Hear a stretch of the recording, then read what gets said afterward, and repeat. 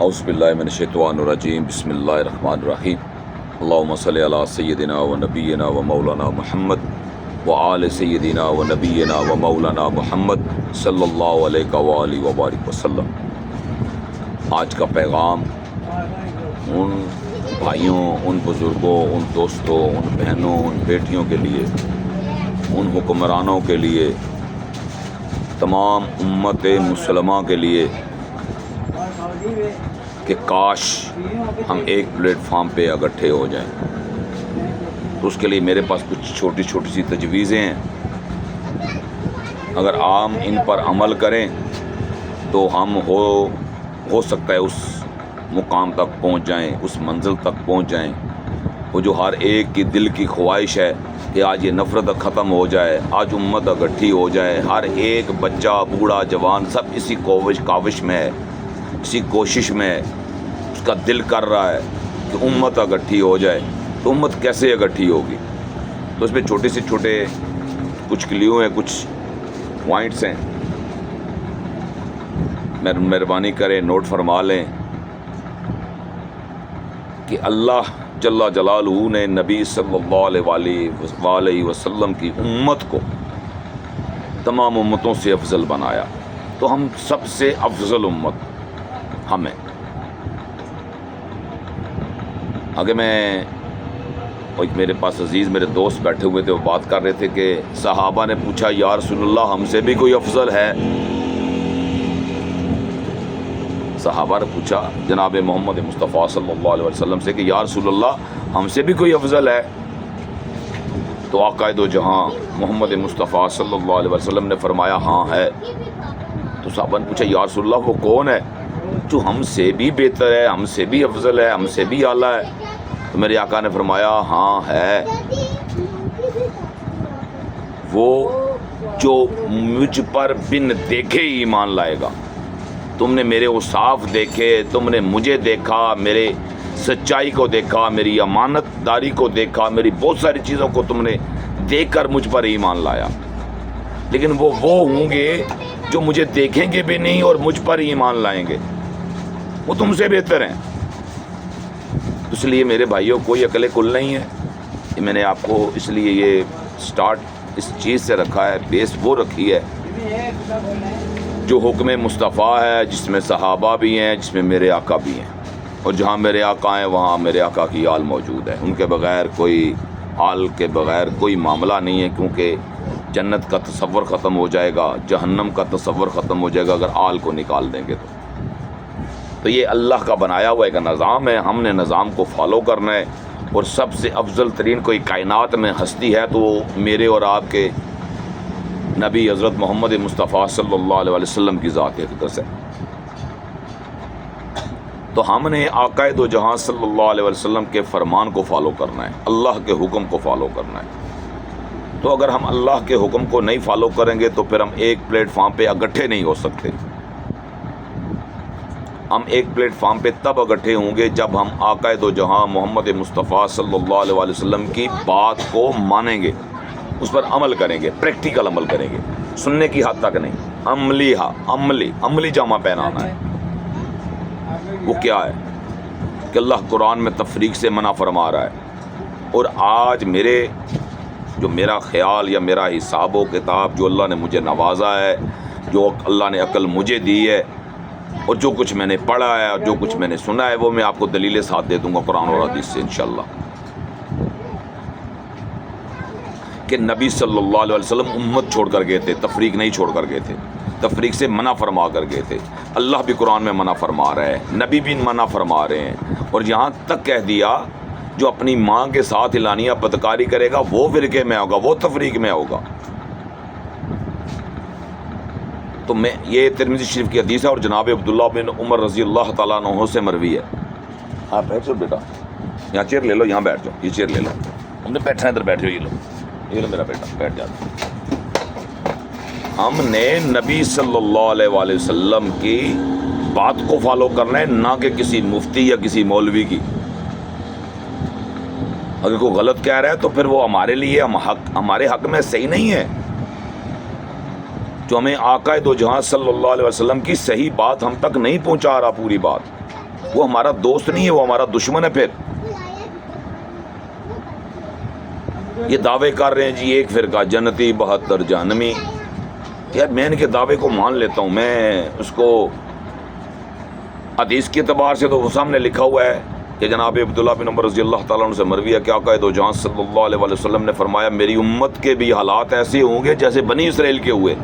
یا تو میرے آقا امت کے حالات بیان کر رہے ہیں اور ساتھ یہ بتا رہے ہیں جیسے بنی اسرائیل کے ہوئے وہ والے حالات ہوں گے امت کے. تو بنی اسرائیل کے کیا حالات ہوئے، ہم جو امتی ہیں جو نبی صلی اللہ علیہ وسلم کی امت ہے ان میں کیا حالات پیدا ہوں گے، یہ تو آقا دو جہاں صلی اللہ علیہ وسلم پہلے فرما گئے ہیں. آگے فرمایا جیسے ایک جوتا دوسرے جوتے کے برابر، اور جو اپنی ماں کے ساتھ اعلانیہ بدکاری کرے گا اگر وہ ان میں ہوگا تو میری امت میں بھی ہوگا. آپ کو سمجھ آ گئی ہوگی میری بات. اور آگے فرمایا بنی اسرائیل 72 فرقوں میں بٹے، میری امت 73 فرقوں میں بٹے گی، سب جہنم میں. سب کہاں؟ جہنم میں. تو صحابہ کرام نے پوچھا یا رسول اللہ پھر جنت کون جائے گا؟ فرمایا ہاں ایک جماعت جنت جائے گی، سوا ایک جماعت کے ایک جماعت. تو صحابہ نے پوچھا یا رسول اللہ وہ کون ہوں گے؟ تو آقا دو جہاں محمد مصطفیٰ صلی اللہ علیہ وسلم نے ارشاد فرمایا کہ وہ جو میرے اور میرے صحابہ کے نقش قدم پر چلنے والے، میرے اور میرے صحابہ کے نقش قدم پر چلنے والے. چلے ہم نے سمجھ آ گیا جماعت کلاس روم کو کہتے ہیں اور تفریق ٹکڑوں کو کہتے ہیں جو بٹ کے ٹکڑوں میں. جب وہ کلاس سے باہر نکلے کوئی ایک کی شکل اختیار کی، کسی نے 2 کی شکل اختیار کی، کسی نے 3 کی شکل اختیار کی، وہ ٹکڑوں میں بٹ گئے، اسے تفریق کہتے ہیں. تفریق کا آپ کو سمجھ ہے نا تفریق کیا چیز ہے؟ ایک وہ جمع بنا ہوتا ہے اور ایک تفریق ہوتا ہے کم کرنا، کم ہو جانا. ایک ہوتا ہے تقسیم، ایک نفی اور ایک پلس ہوگا نا. ایک ہوتا ہے تقسیم، تقسیم کرنا، تقسیم ہو جانا. جب وہ اکٹھے ہوتے ہیں تو جماعت بن جاتے ہیں، اور جب وہ تقسیم ہوتے ہیں تو ٹکڑوں میں بڑھ جاتے ہیں. ٹکڑوں کو فرقہ کہا گیا ہے. وہ 73 جو جائیں گے وہ سب جہنم، اور جائے گی جماعت ایک جنت.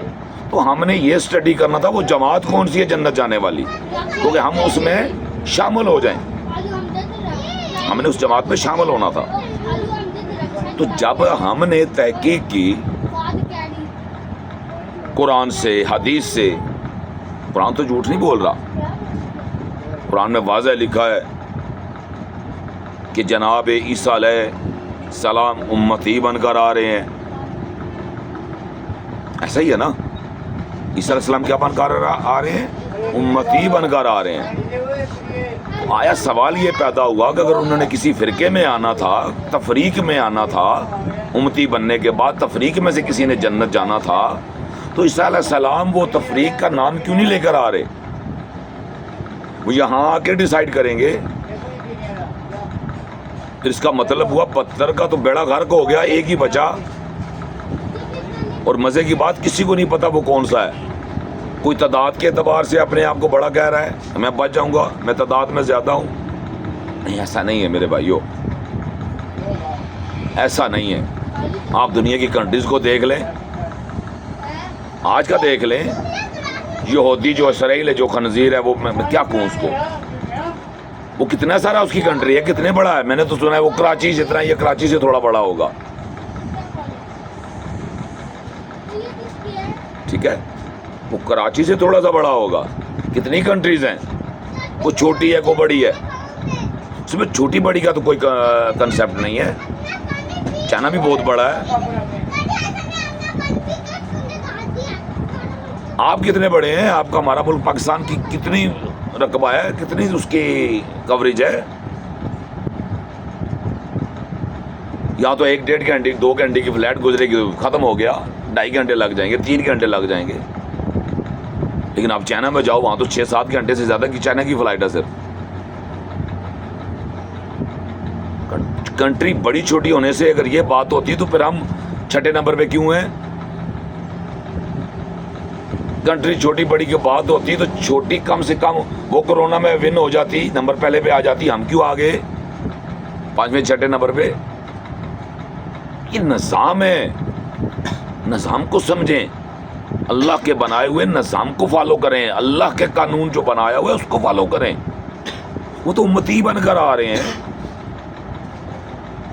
پھر یہاں پر تو آپ دیکھ لیں, مجھے بتائیں, اللہ جل جلالہ کل جب بروزہ نامہ اعمال کھلے گا, پوچھا جائے گا گناہوں کے اور آپ کی نیکیوں کے متعلق, جب وہاں پہ تو اگر میں نے کسی, یہ بچہ بیٹھا ہوا ہے میرے پاس, اگر میں نے اس کے ساتھ کوئی زیادتی کی, اس کے ساتھ میں نے کوئی جھوٹ بولا, اس کے ساتھ میں نے کوئی بلف کیا, اس کے ساتھ کوئی میں نے بےایمانی کی, ہو سکتا ہے یہ بچہ ہے, یہ چھوٹا ہے, ہو سکتا ہے یہ نہ بول سکے, یہ خاموش رہے ڈر کے, ادب کی وجہ سے, تعلق کی وجہ سے.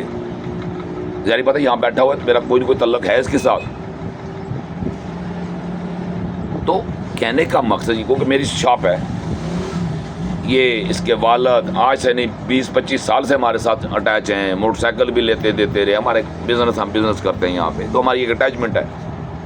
وہ وجہ یہ بچہ جب بھی آتا ہے, ایک قابلہ چاہیے ہو تو تب بھی یہاں پر آتا ہے, زیادہ چاہیے ہو تب بھی کوشش کرتا ہے پہلے یہاں پر آئیں, نہیں ریٹ پسند آیا دوسرے, یہ ایک علیحدہ سبجیکٹ ہے. لیکن یہ مجھے جانتا ہے, میں اسے گھر تک جانتا ہوں, یہ مجھے گھر تک جانتا ہے. اب میں اس پہ روب جھاڑ دوں, یہ نہیں بولے گا, لیکن بروزے قیامت تو نامہ اعمال کھلے گا نا. وہ تو اس نے تو وعدہ کیا ہوا ہے کہ میں حقوق اللہ معاف کر دوں گا, لیکن حقوق العباد معاف نہیں کروں گا. اور یہ جو میرا تعلق ہے یہ حقوق العباد کے ساتھ جڑا ہوا ہے. میرا اس بچے کے ساتھ جو تعلق ہے وہ حقوق العباد کے ساتھ جڑا ہوا ہے, نہ کہ حقوق اللہ کے ساتھ. حقوق اللہ میں نماز ہے, حقوق اللہ میں روزہ ہے, حقوق اللہ میں حج ہے, یہ معاملات حقوق اللہ ہیں. لیکن حقوق العباد اللہ کہہ رہا ہے حقوق اللہ معاف کر دوں گا, حقوق العباد معاف نہیں کروں گا. اس کے لیے تو گواہی کی بھی ضرورت نہیں ہے. میں نے ایک ساتھ کوئی زیادتی کی تو اس کے لیے گواہی کی بھی ضرورت نہیں ہے. میں نے اس کا مال کھا لیا, اس کا مال ہضم کر لیا, یا کوئی معاملہ کر لیا, پہلے تو بات ہے یہ سب کو پتہ چلے گا, نہیں تو گھر کو ضرور پتہ چلے گا, بھائی کو نہ پتہ چلا تو بیوی کو ضرور پتہ چلے گا, اس کے والد کو ضرور پتہ چلے گا.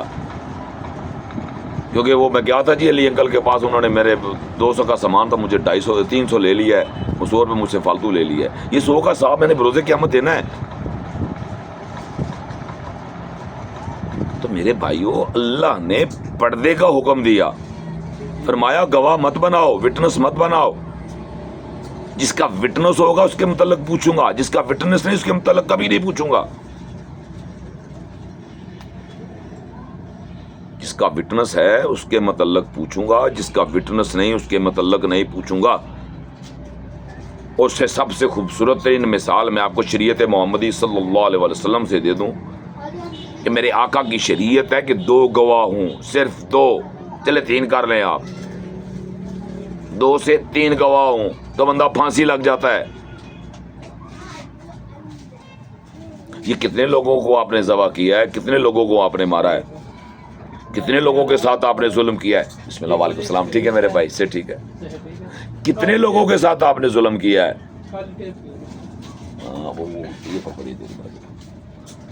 کتنے لوگوں کے ساتھ ظلم کیا ہے, کتنے لوگوں کے ساتھ زیادتی کی ہے.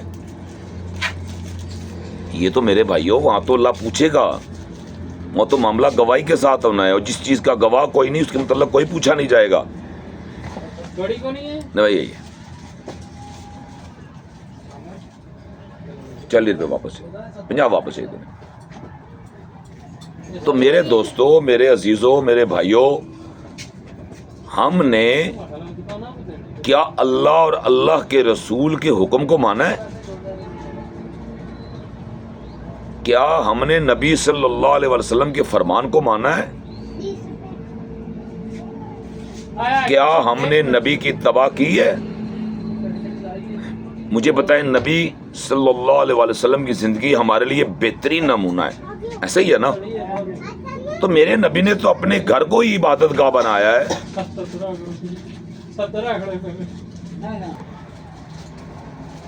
مجھے بتائیں نا، مجھے بتائیں کہ اللہ کے فرمان کے فالوور بنے ہیں کیا؟ نبی صلی اللہ علیہ وسلم کے فرمان کے فالوور بنے ہیں؟ نبی کی زندگی ہمارے لیے بہترین نمونہ تھی، تو نبی نے اپنے گھر کو عبادت گاہ بنایا، آپ نے بنایا؟ بتائیں مجھے، آپ نے بتانا ہے، صرف ویڈیو نہیں دیکھنی، صرف ویڈیو نہیں سننی، یہ آپ نے مجھے کمنٹس کرنا ہے کہ آپ نے بنایا ہے کہ نہیں بنایا ہے، یس اور نو۔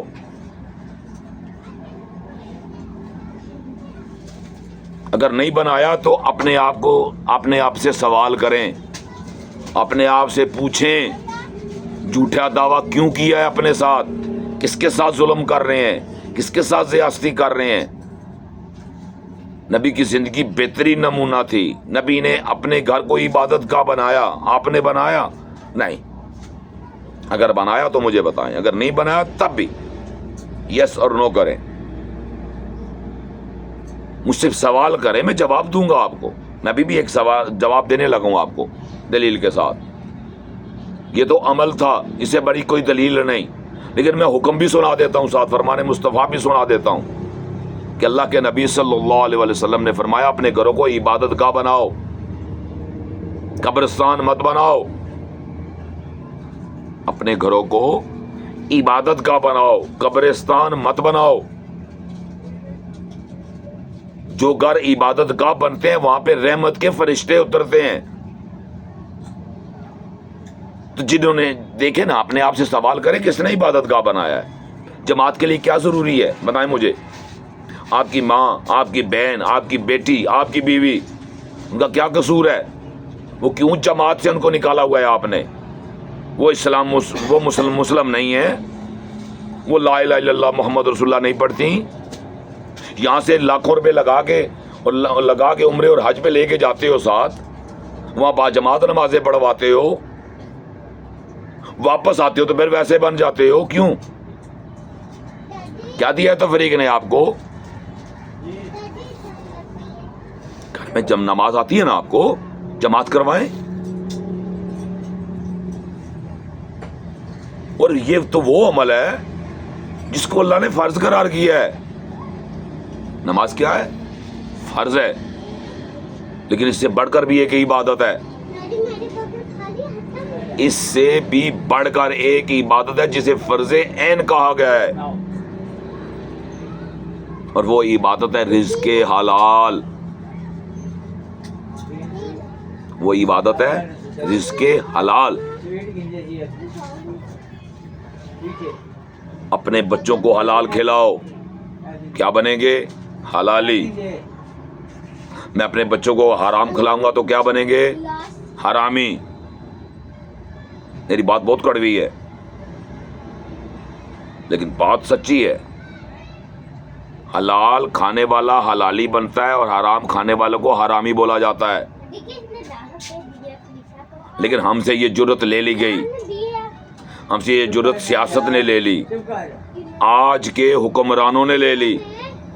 آج کوئی بات نہیں کر سکتا، آج کوئی بات کرے تو بولتے ہیں اٹھا کے لے جائیں گے تجھے۔ بلکہ آج میرے ایک ریلیٹیو ہے، پتہ نہیں انہوں نے مذاق کی ہے یا بلا وہ فقہ جعفری سے تعلق رکھتے ہیں، میرے دور سے ریلیٹیو نہیں ہیں، کیونکہ میرے دونوں سنی اور شیعہ سے میرے دونوں سے مراسم تھے، کیونکہ شیعہ جو تھے وہ میری جو دادی ماں ہیں وہ ان کی فیملی تھی، اور جو سنی تھے وہ میرے دادا جی کی فیملی تھی، تو وہاں سے یہ دو خاندان چلے۔ کہنے کا مقصد یہ ہے، کہنے کا مقصد یہ ہے کہ ہم نے اپنی اصلاح کی، ہم ایک دوسرے کے خیر خواہ بنے، ہم نے کسی کے لیے اچھا سوچا۔ یہ بچہ ہے، یہ جس فیملی سے بلانگ کرتا ہے، اب اس کا کیا قصور اور میرا کیا قصور؟ مسلمان تو بھائی بھائی ہیں۔ اسلام نے ہمیں یہی تربیت دی ہے نا کہ مسلمان بھائی بھائی، تو یہ میرا بھائی ہوا رشتے کے اعتبار سے، اسلامی جو نظام کے اعتبار سے، جو لوگ بچوں کی جگہ ہونا اور چاہیے، لیکن اسلامی بھائی ہے میرا یہ۔ یہ چھوٹا ہے تب بھی تو بڑا ہے تب بھی. یہ میرا اسلامی بھائی ہے, یہ دیوبندی ہے 2 منٹ کے لیے اور میں بریلوی ہوں 2 منٹ کے لیے. تو میری نظر میں یہ جنمی, اس کی نظر میں جنمی. پھر کہاں گئی مسلمانی ہماری؟ کہاں گیا دین؟ کہاں میرے آقا نے فرمایا کہ لا الہ الا اللہ محمد رسول اللہ پڑھنے والے کو جہنمی کہو؟ ہاں جہاں تک میری تربیت ہوئی ہے, جو کچھ میں نے سنا ہے, جو میں نے پڑھا ہے, کہ میرے آقا نے حکم دیا کہ کافر کو بھی کافر نہ کہو, کافر کو بھی کافر نہ کہو. ہو سکتا ہے کل وہ ایمان لے آئے اور تمہارا اس کا سامنا ہو اور تم شرمندہ نہ ہو. میرے آقا ایسے لیے اللہ نے ان کو رحمت للعالمین بنا کے نہیں بھیجا, وہ واقعی رحمت للعالمین ہے. انہوں نے مجھے شرمندگی سے بھی بچایا ہے. انہوں نے اپنی امت کی جو اصلاح کی ہے وہاں تو شرمندگی سے بھی بچانے کی میرے نبی نے ہدایت فرمائی ہے.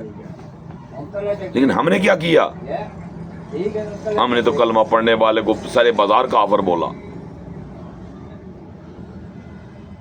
کیا یہ دین مصطفیٰ تھا؟ یہ اللہ کا قرآن تھا؟ اچھا ہر جگہ چلیں, ذرا اس بات کو ایک سائڈ پہ رکھتے ہیں, اب ایک دوسرا پہلو سامنے رکھتے ہیں. اللہ نے کا قرآن ہر جگہ تو امتی کہہ کے پکار رہا ہے, کسی جگہ سنی شیعہ کہہ کے نہیں پکار رہا. اللہ کے نبی ہر جگہ امتی امتی کہہ کے پکارا ہے, کسی جگہ سنی شیعہ کہہ کے نہیں پکارا. اللہ کے نبی صلی اللہ علیہ وسلم امت اکٹھی کر کے گئے تھے, نہ کہ فرقوں میں بٹے چھوڑ کر گئے تھے. اور بڑی خوبصورت اور بڑی مشہور حدیث آپ کو سنانے لگا ہوں, بڑی مشہور, بچہ واقف ہے. آقا تو جہاں صلی اللہ علیہ وسلم فرمایا گورے کو کالے پر, کالے کو گورے پر, عربی کو اجمی پر, اجمی کو عربی پر, غریب کو امیر پر, امیر کو غریب پر. کوئی فوقیت نہیں, کوئی فوقیت نہیں, کسی کو کسی کے اوپر کوئی فوقیت نہیں. اگر کسی کو کسی کے اوپر فوقیت ہے تو وہ تقوی کی بنیاد پر ہے. اگر کسی کو کسی کے اوپر کوئی فوقیت ہے تو وہ تقوی کی بنیاد کے پر ہے, فرقے کی بنیاد پر نہیں ہے. نبی صلی اللہ علیہ وسلم تقوی چھوڑ کر گئے تھے ہمارے لیے, ہمیں تقوی بنیاد بنا کر گئے تھے. نماز قائم کرنے کا حکم دیا تھا, ہم سارا دن پڑھنے کے چکر میں رہتے ہیں. پتہ نہیں نماز اب کب قائم کریں گے, کب ہماری نماز قائم ہوگی. اور اس کی بیسک وجہ نہ ہونے کی کہ ہم تفرقے میں بٹے ہوئے ہیں, فرقوں میں بٹے ہوئے ہیں, ایک دوسرے کو جہنمی کہہ رہے ہیں. اور مجھے بتائیں کہ شریعت محمدی صلی اللہ علیہ وسلم اور زندگی سے بڑھ کر کوئی چیز نہیں انسان کے لیے. 2 گواہ بندے کی جان چلی جاتی ہے, پھانسی پہ لٹک جاتا ہے, گردن اڑا دی جاتی ہے. ٹھیک ہے, تو یہاں پر تو میرے بھائیوں اللہ کا واسطہ ہے, آپ کے خلاف تو 72 گروہ کھڑے ہیں, آپ کو تو 72 گروہ جہنمی کہہ رہے ہیں, ہر ایک کو کہہ رہے ہیں, ہر ایک کے خلاف 72 کھڑے ہیں. اگر نہیں کھڑے تو مجھے بتائیں, یا مجھے بتائیں کہیں سے کوئی بتا دے, کوئی فرقہ مجھے بتا دے کہ یار میں جنتی ہوں اور ان 72 فرقوں میں سے فلاں فرقہ مجھے جنتی کہتا ہے. کوئی ایک بتا دو, کیونکہ ہر ایک دعوے دار ہے کہ میں جنتی ہوں, میں صحیح ہوں, باقی غلط ہے. اور وہاں پہ جماعت نے جانا ہے, وہ صحابہ کی جماعت, وہ سارے کے سارے میرے نبی کے امتی تھے, ان میں کوئی سنی شیعہ نہیں تھا. کیوں نہیں امت کو اکٹھا ہونے دے رہے؟ کون نہیں اکٹھا ہونے دے رہا؟ یہ تفریق, کچھ ڈالروں پہ پلنے والے, کوئی ریالوں پہ پلنے والے, کوئی کس کرنسی پہ پلنے والے, کوئی کس کرنسی پہ پلنے والے. اور اس کے بعد دوسرا نمبر آ جاتا ہے ہمارے سیاستدانوں کا, ہمارے حکمرانوں کا. آج دیکھ لینا آج کیا ہوا, کیا حال ہو رہا ہے. معذرت کے ساتھ دیکھیں, یہ تفریق کا سارا نتیجہ آپ کو سنا رہا ہوں کہ آج دیکھ لیں کل فلسطین کا کیا حال ہوا, غزہ کا کیا حال ہوا, شام کا کیا حال ہوا, عراق کا کیا حال ہوا, جموں کشمیر کا کیا حال ہوا. یہ ساری چیزیں ہماری آنکھوں کے سامنے ہیں, کوئی چھپی لکی نہیں ہے, سب سامنے ہے. اور آج ایران کا کیا ہوا, ایران کے ساتھ کیا ہوا, کس نے حملہ کیا؟ یہودی نے, ایک لعنتی نے. کیوں کیا؟ ہم فرقوں میں بٹے ہوئے ہیں، ہم تفریق میں بٹے ہوئے ہیں، اس وجہ سے ہمارے اوپر اٹیک ہو رہے ہیں۔ آج ہم اکٹھے ہو جائیں، یہ اٹیک ختم ہو جائیں۔ ان کی ماں کی جرت نہیں کسی کے باپ کی کہ ہماری طرف آنکھ بھی اٹھا کے دیکھ سکے، لیکن آج آنکھ اٹھائی جا رہی ہے تو ہم خود اس کے بینیفیشری ہیں، ہماری اپنی مہربانیاں ہیں، ہم ٹکڑوں میں بڑے بیٹھے ہیں۔ آج تفریق کو چھوڑ دیں، کسی کی ضرورت نہیں کسی یہود و نصارہ کی ہماری طرف آنکھ اٹھا کے دیکھ سکے، اور وہ دن انشاءاللہ دور نہیں ہے۔ پتہ نہیں میں زندہ رہوں نہ رہوں، پتہ نہیں یہ میری بات پوری ہو نہ ہو، میرا ایمان تو اس پر ہے جو وحدہ لا شریک ہے، جس کا کوئی شریک نہیں ہے۔ میرا ایمان اس پر ہے، اور میری موت کا تعین، موت کی جگہ اور اس کا جو ٹائم ہے وہ اس نے طے کیا ہوا ہے، کوئی طے نہیں کر سکتا۔ اگر کوئی دعویٰ کرتا ہے طے کرنے کا تو وہ اپنا ٹھکانہ جہنم بنا لے پہلے ایڈوانس میں، معذرت کے ساتھ۔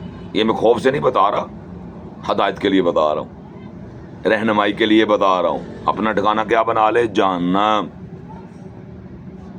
کیونکہ یہ معاملہ اللہ کا ہے، بندے کا نہیں ہے۔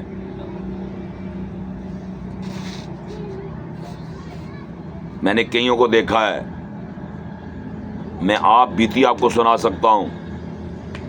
میرے سامنے ہانگ کانگ میں ایک بندے کو 274 سٹچ لگے۔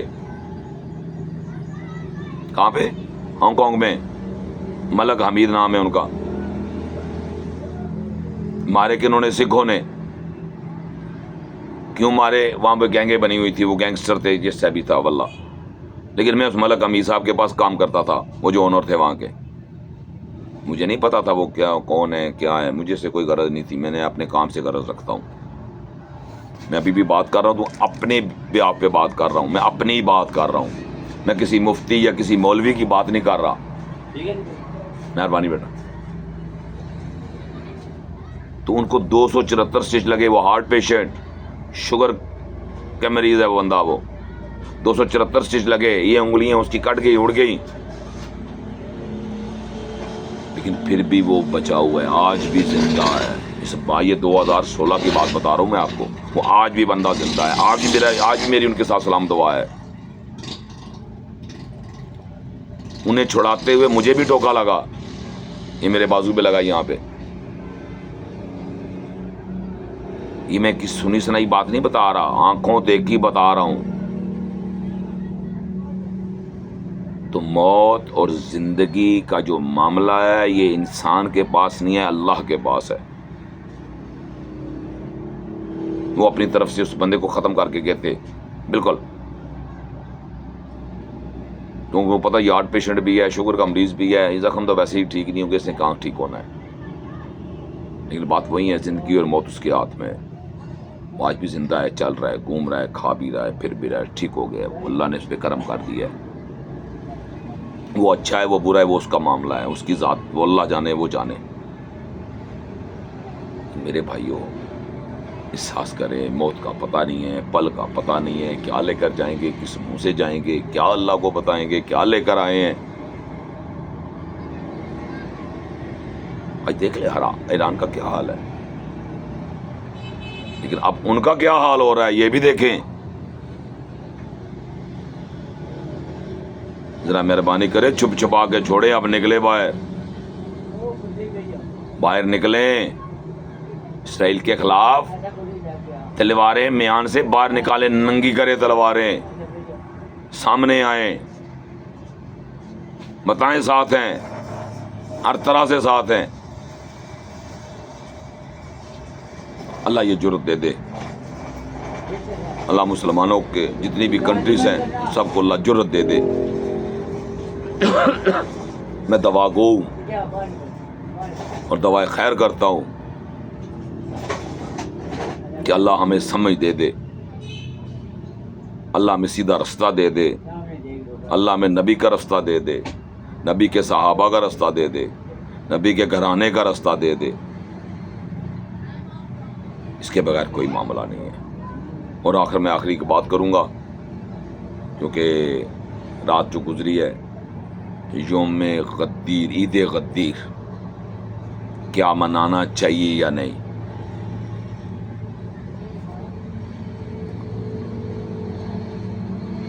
میرا ایمان، میرا عقیدہ، میرا یقین، میری محبت، میرا عشق، میرا جنون، یہ جو انتہا ہے نا تمام چیزوں سے گزر کر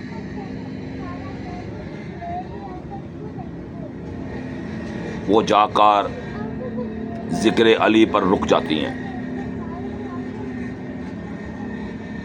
وہ کہاں رک جاتی ہیں؟ ذکر علی پہ جا.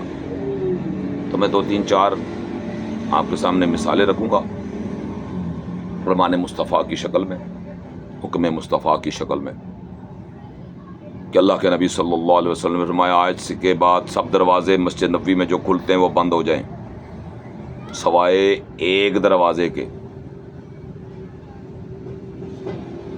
نبی کا دروازہ تو نبی کا گھر تھا نا، وہ وہاں تو بات ہی ختم ہو گئی تھی، وہاں پہ کوئی چیپٹر نہیں تھا، وہاں پہ کوئی معاملہ نہیں تھا، وہ تو نبی کا گھر تھا. اب اس کے بعد کوئی دروازہ کھلے گا تو ایک، وہ کون؟ وہ کس کا دروازہ؟ جناب مولا علی کا، میرے اور آپ کے مولا کا، مولا علی کا. فرمایا میں علم کا شہر ہوں، علی اس کا دروازہ ہے. وہ جو دروازہ کھول کر میرے نبی نے بتایا تھا نا مسجد نبوی کے اندر، وہ بتا دیا تھا یہ سب کچھ علی ہے میرے بعد. میں تو کہتا ہوں وہاں تو غدیر خم کی تو کمال ہے نا، وہاں کی تو بات ہی نہ کرے نا، وہاں تو ہر چیز بالکل ننگی کر کے رکھ دی میرے نبی نے، سب کو مخاطب کر کے، سب سے سوال کر کے، سب سے پوچھا گیا کون کون مجھے اپنا آقا اور مولا مانتا ہے. سب نے یک زباں ہو کے کہا کہ یا رسول اللہ ہمارے ماں باپ، ہماری اولاد، ہمارے بچے، ہماری جانیں، سب کچھ آپ پہ قربان، آپ ہمارے آقا اور مولا ہیں. وہ مجمع کتنا تھا؟ وہ سارا صحابہ کا مجمع تھا. کوئی 80,000 بتا رہا ہے، کوئی 1.25 بتا رہا ہے، جو بھی بتا رہا ہے، جتنے بھی بتا رہا ہے. وہ سارا مجمع کن کا تھا؟ صحابہ کا. پوچھا کس نے؟ محمد مصطفیٰ صلی اللہ علیہ وسلم نے. کیا پوچھا؟ کون کون مجھے اپنا آقا اور مولا مانتا ہے؟ تو تمام صحابہ نے یک زبان کو کہا یا رسول اللہ آپ ہمارے آقا اور مولا ہیں، ہماری جانیں، ہمارا مال، زر، ماں باپ، سب کچھ آپ پہ قربان، یا رسول اللہ آپ ہمارے آقا اور مولا ہیں. تو جناب محمد مصطفیٰ صلی اللہ علیہ وسلم نے فرمایا جس کا میں مولا اس کا علی مولا. میرے بعد اگر آپ نے کسی کو مولا ماننا ہے تو وہ ذات علی ہے، اور کوئی مولا نہیں چھوڑ کر کے ہمارے پاس نبی. یہ جتنے بھی بیٹھے ہوئے نا سب دیہڑیاں لگانے والے بیٹھے ہوئے ہیں. اور آج تو میں سن رہا ہوں مولا عمر، مولا ابو بکر، مولا عثمان. نہیں، معذرت کے ساتھ، معذرت کے ساتھ، معذرت کے ساتھ، معذرت کے ساتھ، جس کو لقب ملا ہے اسی کے پاس رہنے دیں. اپنی مرضی اور اپنی رائے کو برائے مہربانی اپنے پاس رکھیں. مولا صرف ایک بنا ہے میرے محمد صلی اللہ علیہ وسلم کے بعد. کسی کو مولا کا رتبہ، مقام اور منزلت ملی ہے تو وہ جناب مولا علی کو ملی ہے. تو یہ ہمیں ایک چیز دلیل مل گئی کہ کون سی چیز نبی سے چلی، نبی کے گھرانے سے، اور کون سی چیز نبی کے صحابہ سے چلی. یہ 2 چیزیں ہیں. ایک خلافت، وہ بھی 3 سٹیپ کے بعد وہ بھی امام کے پاس پہنچ گئی، مولا کے پاس پہنچ گئی، سب کے مولا کے پاس پہنچ گئی، ابو بکر کے مولا کے پاس پہنچ گئی، عثمان کے مولا کے پاس پہنچ گئی، عمر فاروق کے مولا کے پاس پہنچ گئی. سب کے مولا کے پاس جب خلافت بھی پہنچی تو اس ٹائم یہ افراتفری مچی. یہ ظلم کا بازار پھر اس ٹائم صحیح طریقے سے گرم ہوا. یہ جو جناب عثمان غنی رضی اللہ تعالیٰ عنہ کا قتل ان کے سر ڈالا جا رہا ہے نا مولا علی کے، انہوں نے جواب دیا، وجہ بنائی، یہ وہی لوگ تھے جنہوں نے حضرت عثمان کو قتل کیا تھا، شہید کیا تھا، وہی مولا علی کے خلاف کھڑے ہو گئے. ان کی تاریخ اٹھا لے. اور میں تو ایک بات کا قائل ہوں، طلب کہاں کی ہے؟ سب کہیں گے جنت کی.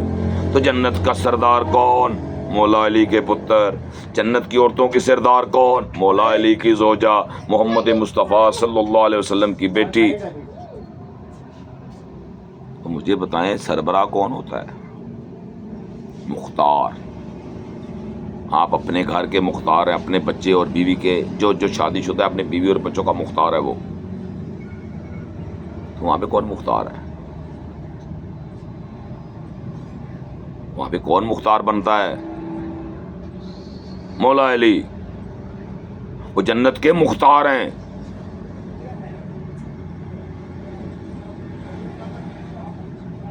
اسی لیے جناب ابو بکر صدیق رضی اللہ تعالیٰ عنہ کو دلیل بنایا گیا، سچے کو دلیل بنایا گیا. ابو بکر تم سوال اٹھاؤ نبی کی برگاہ میں. جناب ابو بکر صدیق رضی اللہ تعالیٰ نے پوچھا، یا رسول اللہ آواز کر رہے تھے، دیکھ علی کے چہرے کی طرف رہتے. فرمایا علی کے چہرے کو دیکھنا عبادت.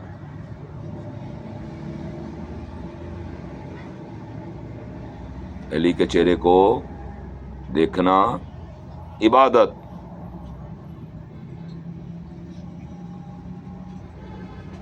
فرمایا یا رسول اللہ جو علی کے بعد آئے گا وہ تو محروم رہ جائے گا. فرمایا نہیں، جو علی کا ذکر کرے وہ عبادت. ہمارے ہاں کچھ ایسے مسلک ہیں معذرت کے ساتھ جو اس کو ایکسیپٹ نہیں کرتے. وہ حدیث کو کمزور، ضعیف، پتہ نہیں کس چکر میں کیا بنانے کے چکر میں لگے ہوئے ہیں معذرت کے ساتھ. میں ان سے بھی محبت سے کہہ رہا ہوں،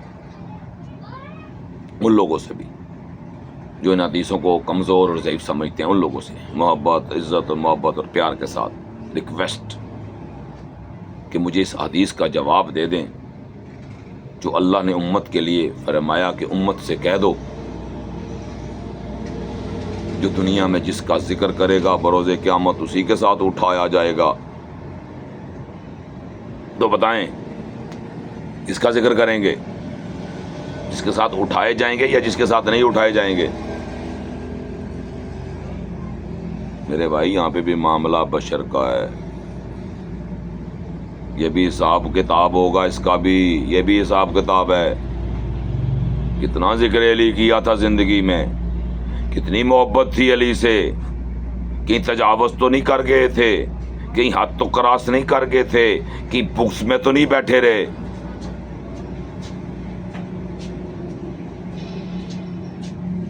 اگر بغض میں بیٹھے رہے یا حد کراس کر گئے تو اپنا ٹھکانہ جان لو.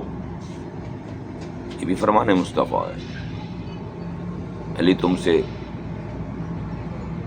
دو گروہ جن جو بیس بنی ہیں، جیسے شیعہ اور سنی دو بیس بنی ہیں، اور آگے جسے تقسیمیں ہوتی گئیں. اب ان میں بھی ماشاءاللہ وہ تقسیموں میں بھی آگے جماعتیں بن گئی ہیں. یہ دو جماعتیں بنی تھی، اب آگے اور بھی جماعتیں، اہل حدیث بھی ایک جماعت بن گئی ہے، دیوبندی بھی ایک جماعت بن گئی ہے، بریلوی بھی ایک جماعت بن گئی ہے، بہت ساری جماعتیں بن گئی ہیں معذرت کے ساتھ. اب سارے اپنے آپ کو فرقے کی جب ان کو سمجھ آئی کہ ہاں یار ہمارے خلاف تو پتھر کھڑے ہیں، تو انہوں نے کیا کیا، اب وہ جماعتیں بننا شروع ہو گئے. انہوں نے اپنے ساتھ جماعت لکھنا شروع کر دیا، فرقہ لکھنا ختم کر دیا.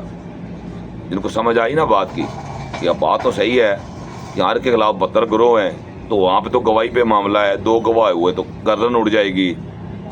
تو یہاں تو 72 گروہ گواہ ہوں گے وہاں پہ کہ یہ جہنمی ہیں، اور ہر ایک کے خلاف 72 ہوں گے. خیری میری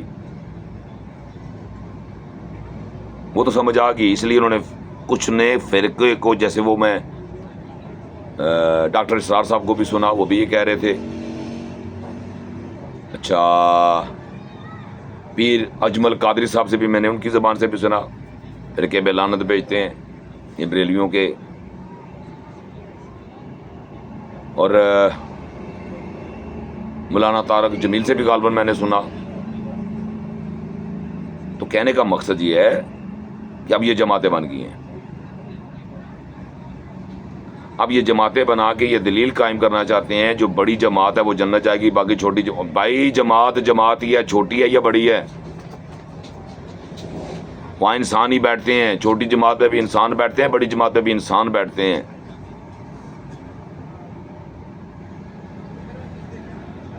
وہاں پہ بھی اللہ کے بندے بیٹھتے ہیں، یہاں پہ بھی اللہ کے ہی بندے بیٹھے ہوئے ہیں، وہاں پہ بھی وہی کلمہ پڑھنے والے بیٹھے ہیں جو یہاں پہ بیٹھے ہوئے ہیں چھوٹی جماعتوں میں۔ جماعت ہے، جماعت کی تعداد بڑھانے یا جماعت کی تعداد کم کرنے سے جماعت ختم نہیں ہو جاتی، جماعت ہی رہتی ہے۔ تو وہاں پہ معاملہ جماعت کا ہوا تھا، تو جماعت کون سی جائے گی اس کے لیے چلیں ترتروں سے پوچھ لیتے ہیں۔ بتروں سے تو آپ نے پوچھنا ہے، ذرا تھوڑی دیر کے لیے جو اس کے ساتھ جڑے ہیں اس سے بھی ذرا پوچھ لیں جنت کون جائے گا، آپ کو واضح بتائے گا۔ اسے کہنا قرآن اور حدیث سامنے رکھ کے لفظ بے لفظ پڑھ کے بتانا۔ وہاں واضح لکھا ہوا ہے کہ اللہ کے نبی صلی اللہ علیہ وآلہ وسلم نے امت کی بخشش کی دعا کی تھی، تفریق کی بخشش کی کوئی دعا نہیں کی۔ اللہ نے امت بخشنے کا وعدہ کیا، تفریق کو بخشنے کا کوئی وعدہ نہیں کیا، کوئی وعدہ نہیں کیا میرے اللہ نے تفریق کو بخشنے کا۔ اور اس سے بڑھ کر زندہ دلیل جناب عیسیٰ علیہ السلام بھی امتی بن کر آ رہے ہیں، کسی فرقے میں نہیں آ رہے۔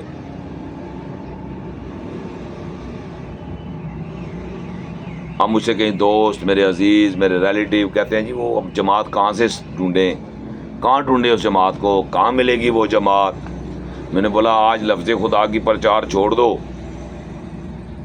آج تفریق کو چھوڑ دو، جہاں کھڑے ہوگے اللہ وہاں جماعت بنا دے گا۔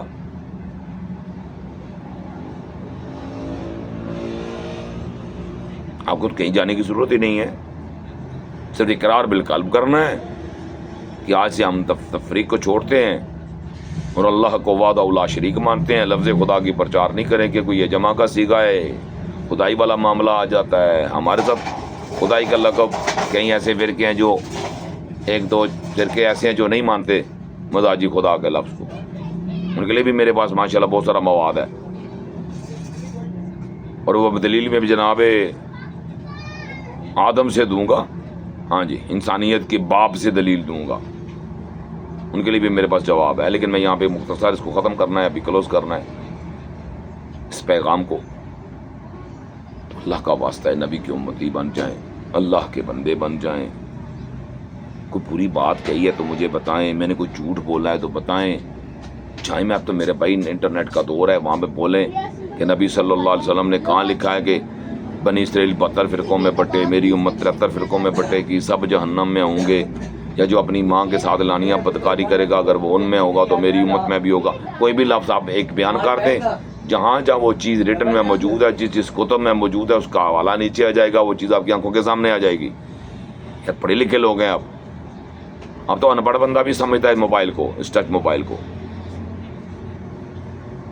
تو اللہ پاک ہمیں عمل کی اور سمجھ کی توفیق عطا فرمائے، اللہ پاک مسلمانوں کے اوپر اپنا خصوصی رحم و کرم فرمائے، اللہ پاک امت مسلمہ کی خیر فرمائے، اللہ پاک یہود و نصارہ کو تباہ و برباد کرے، اللہ ان کی نسلوں کو تباہ کرے، اللہ ان کے چاہنے والوں کو تباہ کرے، ان پہ بھی لعنت، ان کے چاہنے والوں پہ بھی لعنت۔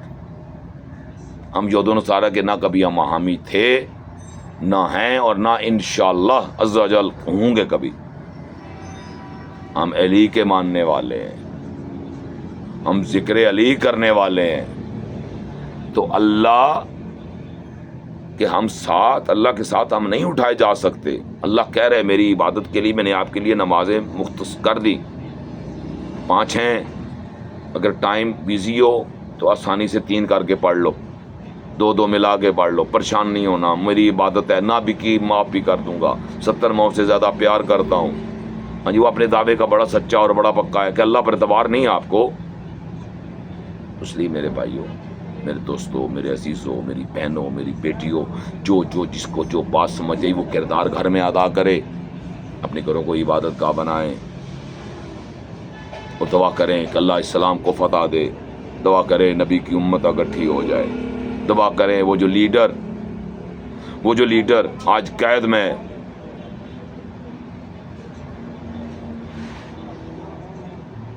جس نظر سے آپ دیکھ رہے ہیں میری نظر میں وہ قید میں نہیں ہے. ہاں جی، وہ ایک حکمت عملی کے تحت بیٹھے ہوئے ہیں. ایک میں علیحدہ انشاءاللہ اس پہ انشاءاللہ ایک ولاگ کروں گا، ایک چھوٹی سی ویڈیو بناؤں گا اس کے اوپر بھی، کہ خان صاحب، عمران خان نیازی صاحب اور فوج آج سے نہیں، ایک ٹائم سے ایک پلیٹ فارم پر ہے.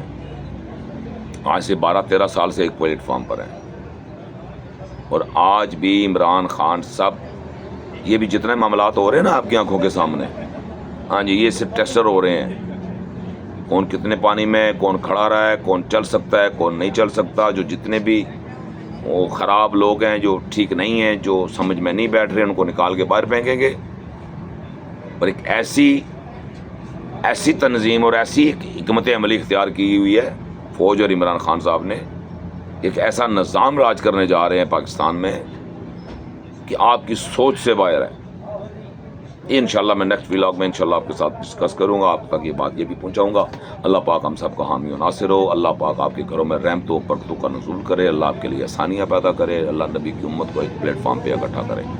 اللہم صلی علی محمد وآل محمد صلی اللہ علیہ وآلہ وبارک وسلم. السلام علیکم ورحمۃ اللہ وبرکاتہ.